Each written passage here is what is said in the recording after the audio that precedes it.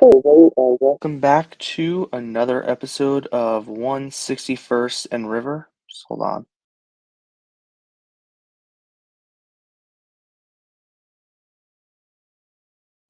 Off-season episode of wants versus needs.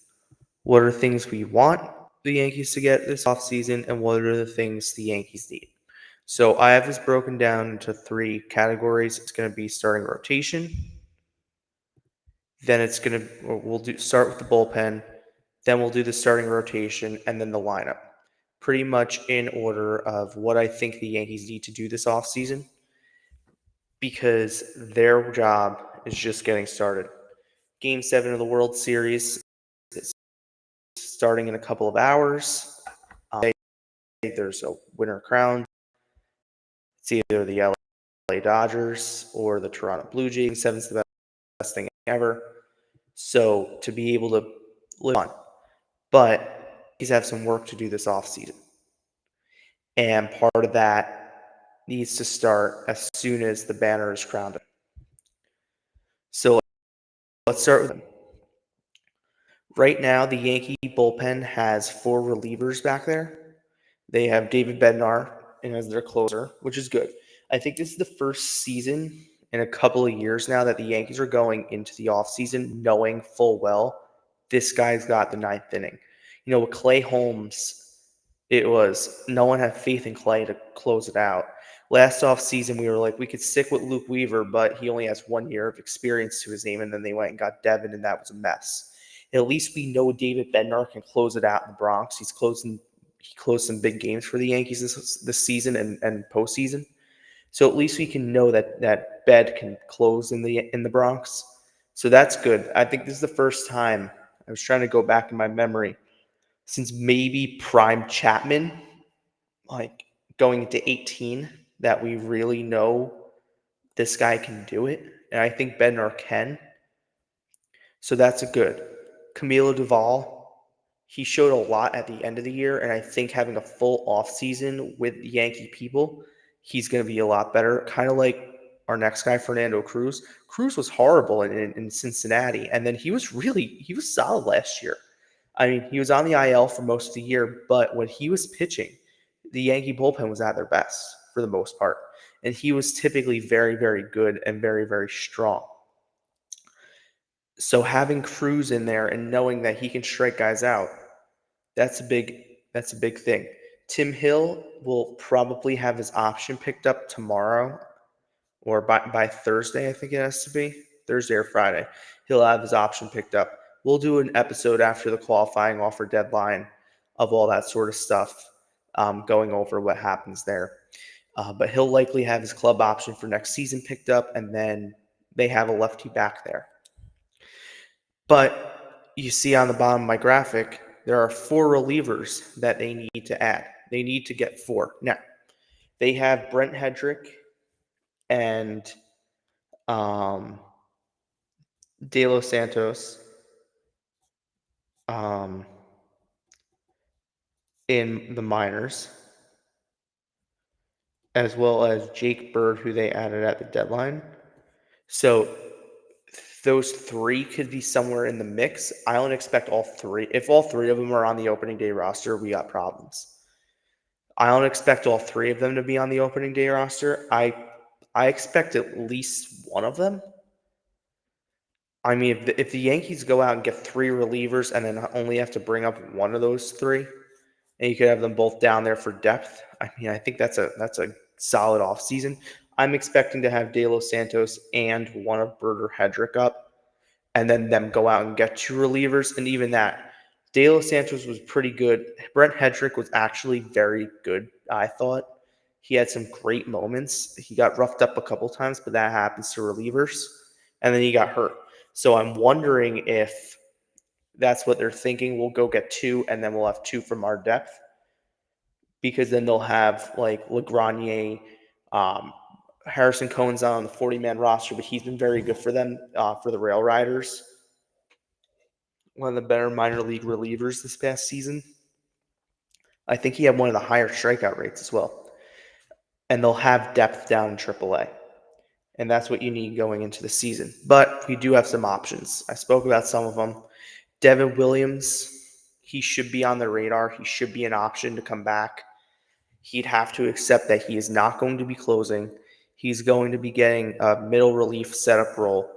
He'd have to accept that. But I think he should be an option for the Yankees to come back next season.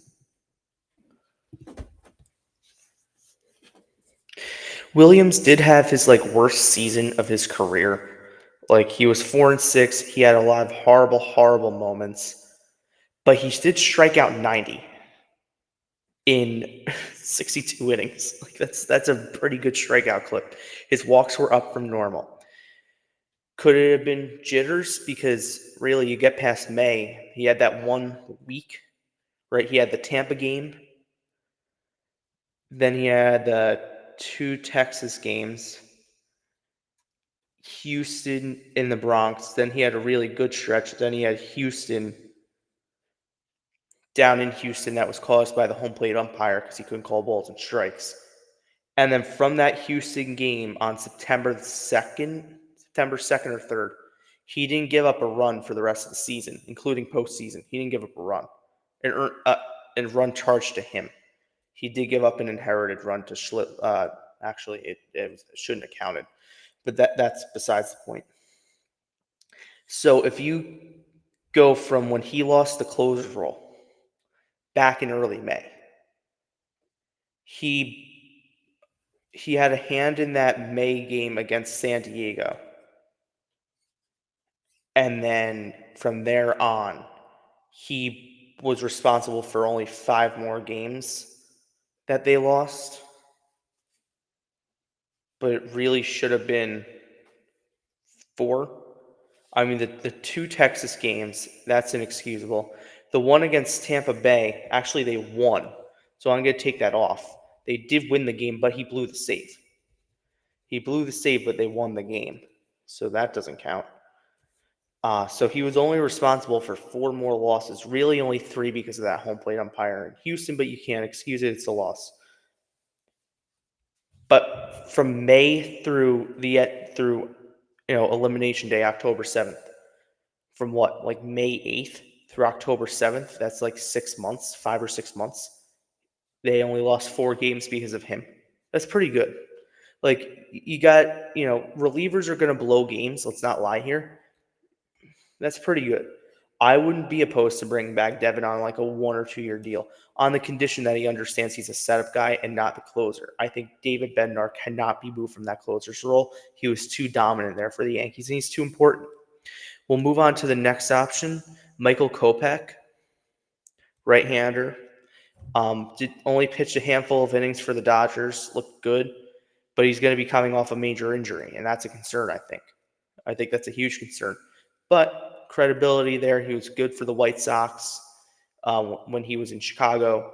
He'd be a really solid option, I think, for the Yankees, but he shouldn't be their first option. Because when guys come off of injuries, as we've seen, they can struggle a bit. And the Yankees' first option should not be someone coming off an IL stint. It should be someone who has credibility and who's been dominant and who they need. Like this next guy, Danny Cullum. I wrote about him last week and I talked about him last week in one of my prediction pods of who I think the Yankees need to get. Danny Cullum is at the top of my wish list this offseason for the Yankees in terms of the bullpen. He was 2-1 with a 2.30 ERA and 43 innings between the Minnesota Twins and the Texas Rangers. The Yankees were heavily invested in his market last offseason and then backed out when they went and signed Tim Hill. I think it's very highly important, even if Hedrick makes the roster out of spring training, which I would think he probably will. I think it's important. You need to get lefties back there. If the Yankees break camp on opening day, having Hedrick, Hill, and Cullum, let's say, in that bullpen as 3 lefties, 2 of which can pitch the 8th inning, and the other one I'd have faith in pitching the 8th inning. He wouldn't be my first choice. He wouldn't be my second either. But you know what? He has the stuff that he can pitch the 8th inning. That'd be fantastic for the Yankees to go into the season and have 3 lefties that can come out of the bullpen, because then that would help. anyone watching the World Series would know, you know, the platoon advantage is played so much now in baseball, especially in the AL East. When you have Toronto who could play the platoon advantage very well. Boston's really good with playing that platoon advantage, and Tampa's always been. That's where this all originated, was Tampa, because they're very good with the platoon advantage. And if the Yankees this season only have one lefty back there, that doesn't help. Now, I know they liked Luke Weaver better against lefties and this guy better against lefties. No. You need to get lefties who can handle lefties and righties who can handle. I mean, everyone's got to be able to handle everybody. Danny Colon will be one of the better options. I think he only gave up 3 home runs this season.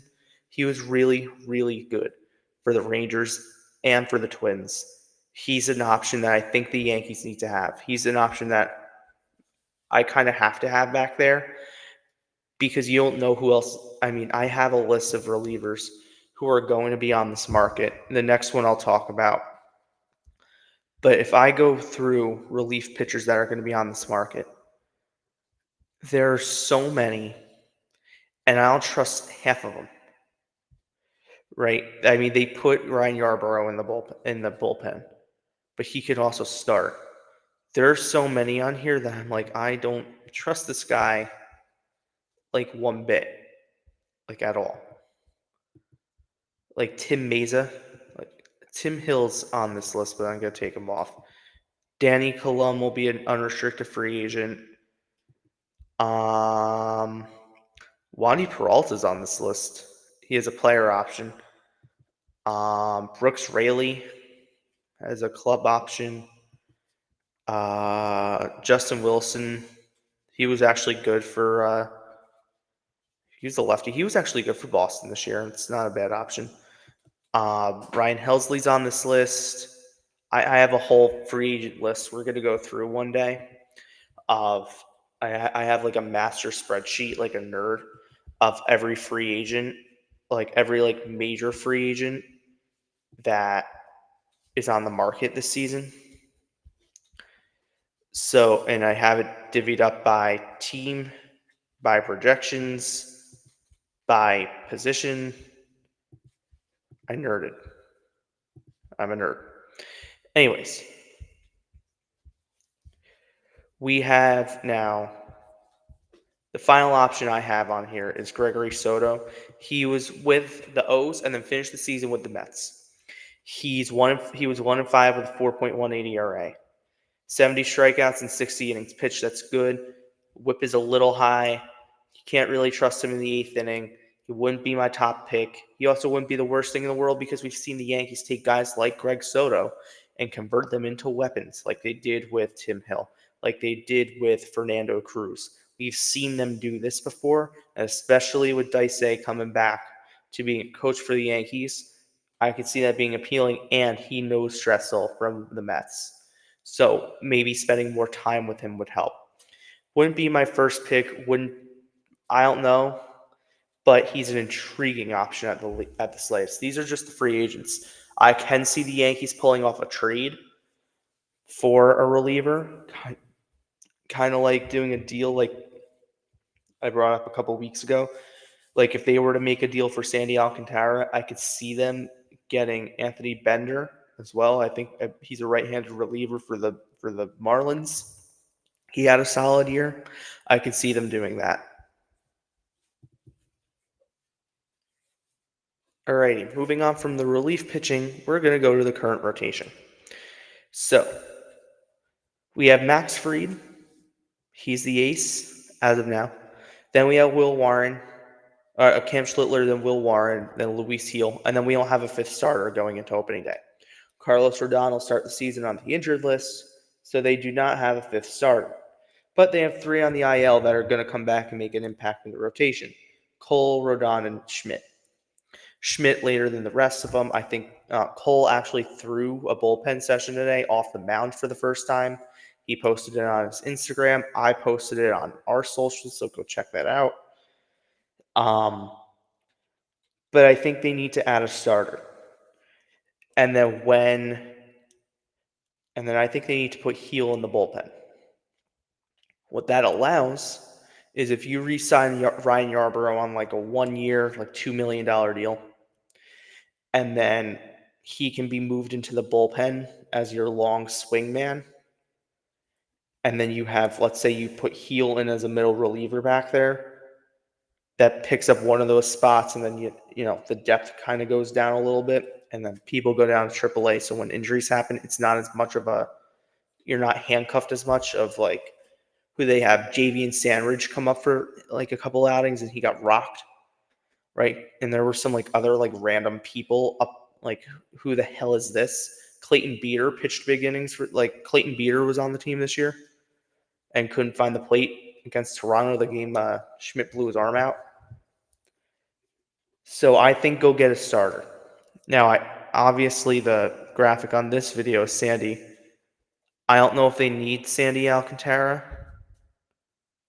but they definitely need a starting pitcher.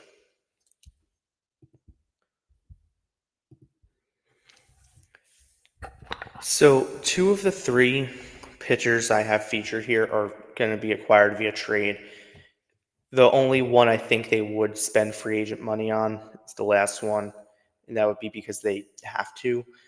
But I think if they're going to go for like the top echelon of starting pitching, which I would love them to, and really, starting, if you go into the postseason having 3 aces and a kid who could be an ace, and 4 pitchers, then Rodon's probably not pitching in the playoffs if you have, Freddie Peralta, let's say, because he's on my screen first, and Cole and Fried and Schlittler. Schlittler's not going anywhere. As long as he's healthy, he's going to pitch, and the kid's going to be great because he's a really good kid. He's a great pitcher.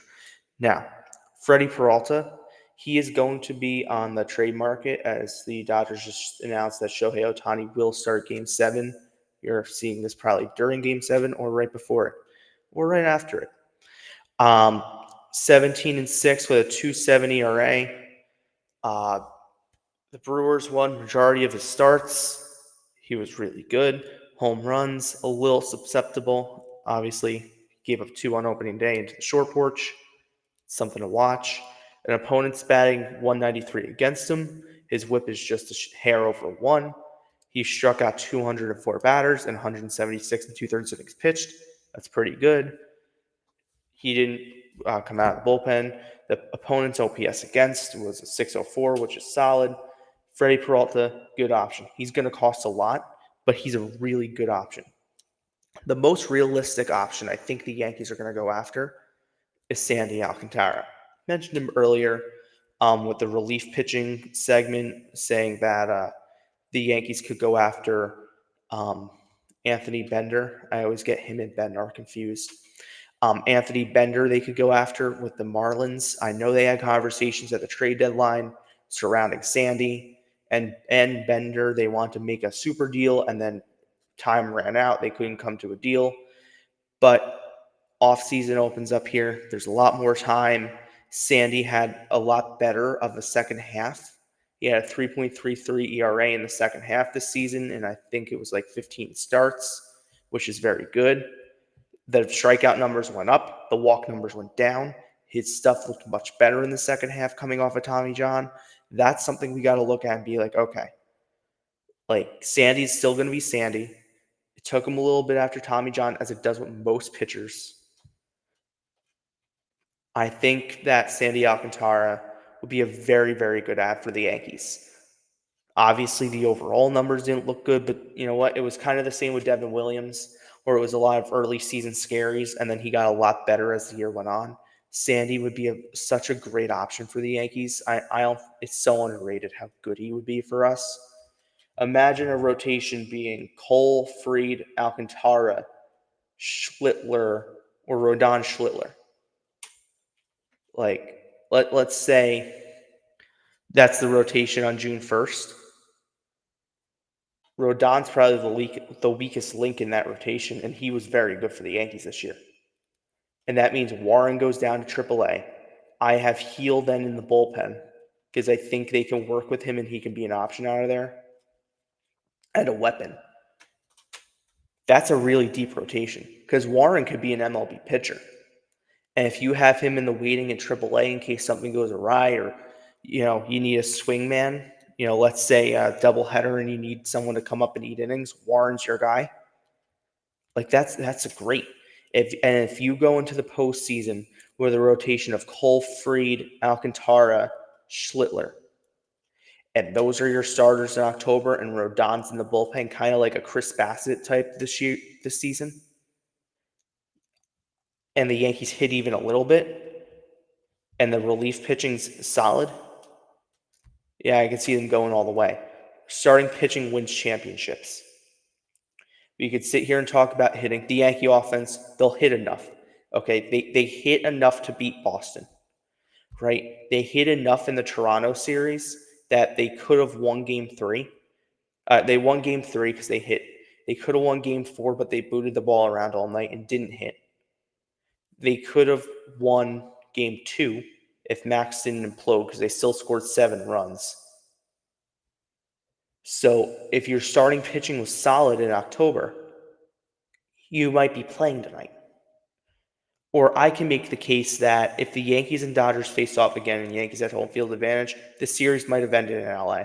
I could kind of make that case because I think the Yankees, if they had starting rotation depth this season instead of having to go to Schlittler, which was a blessing because he was their best starter in October with an ERA of 1, they're going to be solid. I want them to go get Alcantara. I think he'd be a great option. Or Peralta. Peralta's the same thing. You slide Peralta right under Fried. It's Cole, Fried, Peralta, Schlittler, Rodon. And same, I mean, this would be a little bit different. Tatsui Imai. Sorry, I can't really pronounce it. I apologize. I'm going to call him Imai. Imai is going to be posted from Japan this offseason as a pitcher. He had a solid year. Where's his ERA?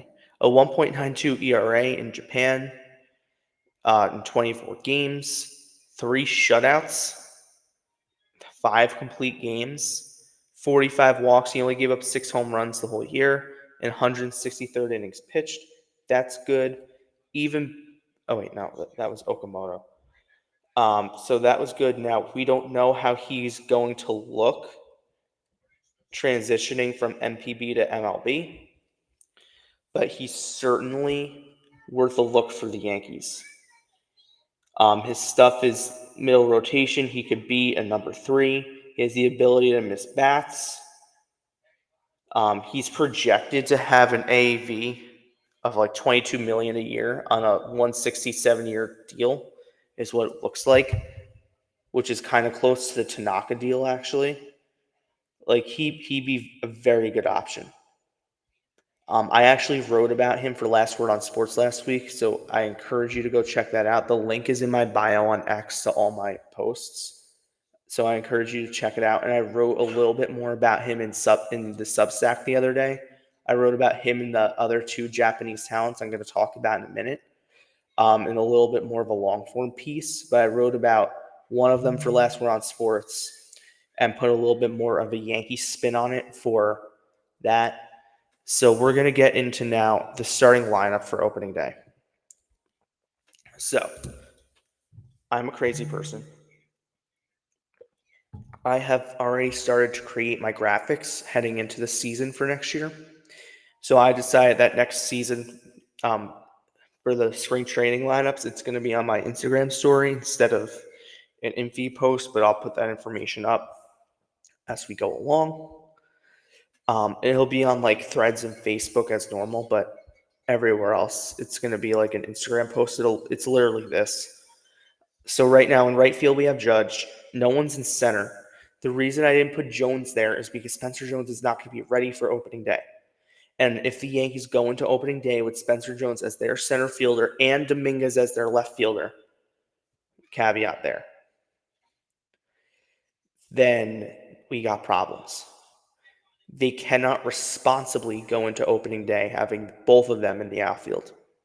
That would be a disaster because there's no guarantee that Jones hits. I think Dominguez will. No guarantee that Jones hits, and he strikes out way too much. Stanton at DH, Jazz at second, Bryce at first. I don't know why I have that flipped. Wells at catcher, Caballero at short because Volpe starts the year on the IL. McMahon at third, Schlittler I just have there as the starter because he probably gets the start because he's the youngest, so they might have him start. I think it was Rodon this past year or Stroman. I don't know. Doesn't matter. That's what we got there. But they have a hole in center field. The lineup itself is actually kind of solid going into next year. They need to find a center fielder. Now, they can put Dominguez in center and re-sign Bellinger and put him in left. Everyone's going to say Kyle Tucker. From what I heard, they're not pursuing Tucker, like seriously. Like they might do their due diligence, but not much past that. He's kind of out of their price range, which is fine because they need to focus on other things. Now, we can sit here and say, well, Wells might develop, and congrats to Wells and his partner on the announcement of their new baby. McMahon, I think, showed promise in the playoffs that he could be a force for the Yankees. Rice obviously took a major step. Chisholm, 30-30 guy, or 31-31 guy, and he missed a month. You know, he hits 8 home runs in that month. He's a 38 home run hitter. Probably steals a lot more bases. Stanton, he's going to have his normal IL stint at some point. Jason Dominguez, the power is going to come for him, I think. And if he's a contact hitter, put him at leadoff. Aaron Judge, obviously he's going to be Aaron Judge. So I do have Cody Bellinger here. 29 home runs, a 272 batting average, 98 ribs, 13 stolen bases, and 814 OPS. He was such a great player for the Yankees. I wouldn't be mad at re-signing him. He also wouldn't be my first choice. My first choice would be Kyle Tucker, but that's not going to happen. So the second choice would be Cody Bellinger, and he'd be great. I caution that with I wouldn't go beyond 5 years. And if you can't get a deal done because he wants more than 5, I would go 5 with a mutual option. I wouldn't go longer than that because I don't know how well he's going to age. This is a guy that was non-tendered a couple of years ago by the Dodgers, right? I don't know. I don't know how well he'll age. He's entering his age 30 season. His bat speed isn't fantastic. I don't really know what he's going to look like. And while his defense is so good, they need someone who's going to make an impact. And Kyle Tucker would make an impact. I want Kyle Tucker, and I think the Yankees need Kyle Tucker. Right? 266 batting average, not great. Now you could sit here and tell me all this stuff. Well, the batting average isn't good. The home runs weren't good. Then go to his StatCast and go to his Savant page because I've done the research. I sat and did it. And I'm going to write a whole thing on this. I'm trying to work on stories for the offseason. One of them is going to be Kyle Tucker. And I don't want to steal too much, but Chris Kirshner of The Athletic wrote an amazing column on Kyle Tucker and why the Yankees should pursue him this offseason. And I encourage you, and I encourage the Yankees front office to go read it. So many of his games he played in Wrigley Field, he had horrible statistics in Wrigley. Just so bad. I got to pull those numbers up right now. Hold on. Kyle Tucker in Wrigley. Where is he? Kyle Tucker.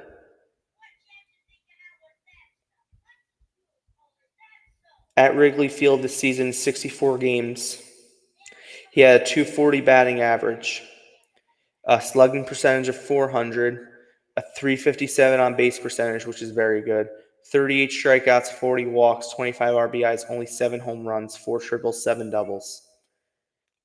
Away from Wrigley Field this season, he had a batting average of 292 with a 399 on base percentage and a 540 slugging percentage. He was so much better on the road.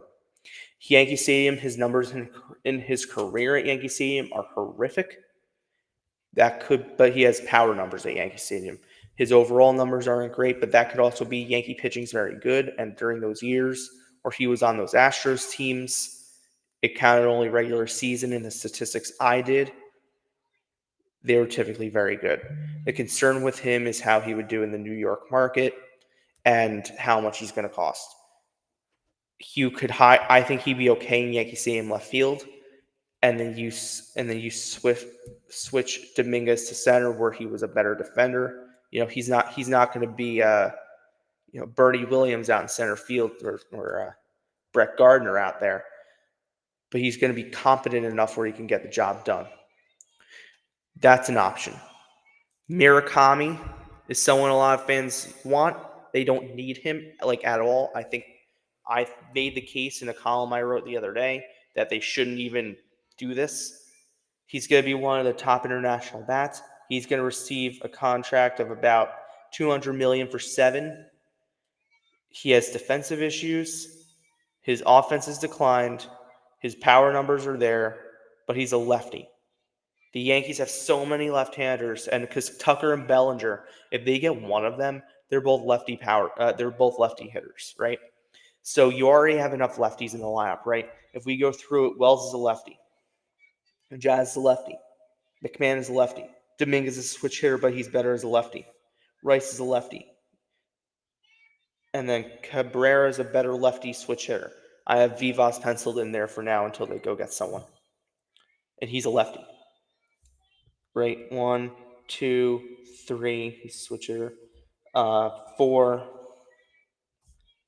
5 lefties. Right, 1, 2, 3, 4 in the starting lineup. One of them is a switch hitter who it's better from the left side. And if you go out and get Tuck or Belly, lefty. So there's going to be 5 out of the 9 spots already in the lineup as a lefty. You can't have that. And we were talking about the platoon advantage the Yankees need to play. They need to go out and get someone. I make the case. I think they need to go get Kazuma Okamoto from the MPB.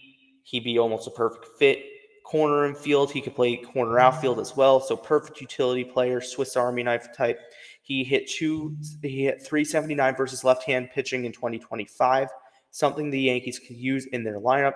He's going to be a lot cheaper. He's projected to receive a 4-year, $90 million contract, so about $20 million AAV a year.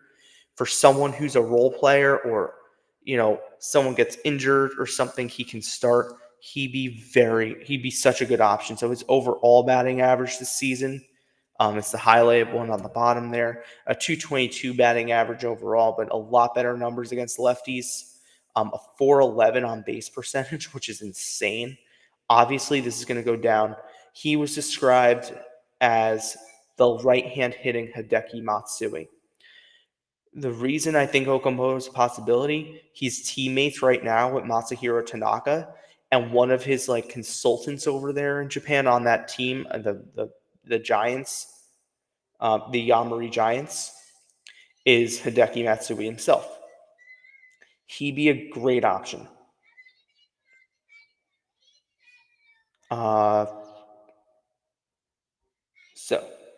He slashed 327 this season, but still, I mean, it's better than what the screen says. That's according to one of the Japanese sites that covers them.